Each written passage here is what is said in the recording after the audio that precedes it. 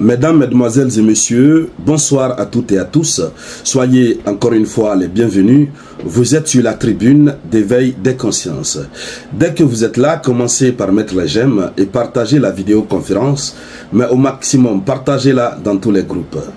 À la une de l'actualité internationale, notre épilogue nous transporte directement à la frontière entre la Russie et la Norvège. Oui, plus rien ne va entre la Russie et la Norvège. Il semblerait-il que même la Finlande se trouve être inquiétée par ce que la Russie est en train de faire. Les Norvégiens ne comprennent pas ce qui se passe. Les Finlandais ne comprennent pas ce qui se passe. L'OTAN ne comprend pas ce qui se passe.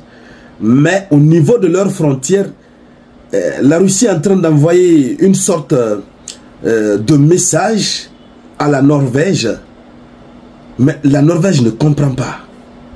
Oui, sans parler, la Russie envoie un message. En réalité, sur le territoire norvégien, ils sont en train de sentir des choses qu'ils appellent des radiations, des activités radioactives qui sont anormales. Oui, il y a des radiations qui se passent, c'est inhabituel. Bon, et quand ça se passe comme ça, c'était comme si la Russie, en tout cas, comme si un pays s'apprêtait à une activité nucléaire très intense en direction de leur sol. Alors, voici la panique qui prend l'OTAN, qui prend la Norvège, en tout cas qui prend ces pays Finlande, voilà, qui sont des États qui sont très engagés dans la démarche que l'OTAN a décidé de suivre ces derniers temps. Et donc, mesdames, mesdemoiselles et messieurs, dans le cadre de cette vidéoconférence, c'est bien évidemment de cela que nous allons parler. Mais avant de continuer, merci de cliquer sur les j'aime, partagez la vidéoconférence au maximum, sécurisez la vidéoconférence tant que vous pouvez. Oui, n'oubliez pas toujours de mettre notre slogan politique en commentaire. Vous mettez en commentaire, osez, c'est déjà gagné. Alors, chères dames, chers messieurs, la Russie est forte à sa manière. La Russie est forte à sa manière. C'est-à-dire, la Russie n'a touché presque à rien. Mais la Norvège est assise chez elle là-bas, mais c'est la Norvège qui sent comme une activité radioactive qui se passe, mais c'est anormal. Oui, nous apprenons. Et puis, c'est une alerte qui est lancée. La Norvège, la Finlande lancent au même moment, lancent ensemble une alerte très sérieuse et qui est prise au sérieux par l'OTAN. C'est une alerte, oui. Donc, d'après les autorités norvégiennes, la radioprotection, d'après les autorités norvégiennes de radioprotection et de sûreté nucléaire, les niveaux sont clairement supérieurs à la normale. Oui, oui. Bon, seulement ceux qui sont beaucoup dans les trucs nucléaires et autres là peuvent mieux nous expliquer. Mais les autorités norvégiennes ont été très claires. La radioprotection, voilà, la sûreté nucléaire, voici des éléments qui sont au-dessus de la normale. Rien n'est normal désormais chez eux. Donc ils se sentent dans une sorte d'insécurité nucléaire, puisque les activités radioactives se sont mis d'eux-mêmes à un niveau très supérieur. Mais quand ils vérifient, ils ne voient pas la Russie en train de faire quelque chose.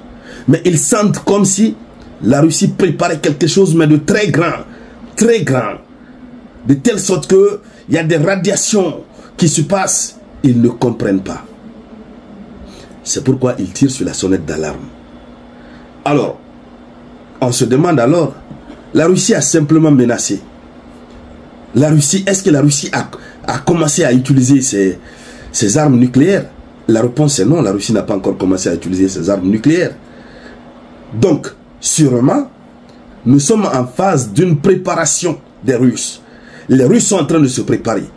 Et sûrement, ils sont venus occuper les frontières entre eux et la Norvège, la Finlande, en tout cas ces pays de l'OTAN, puisque en Finlande, vous avez des armes tactiques de l'OTAN qui ont été stationnées là depuis 2023.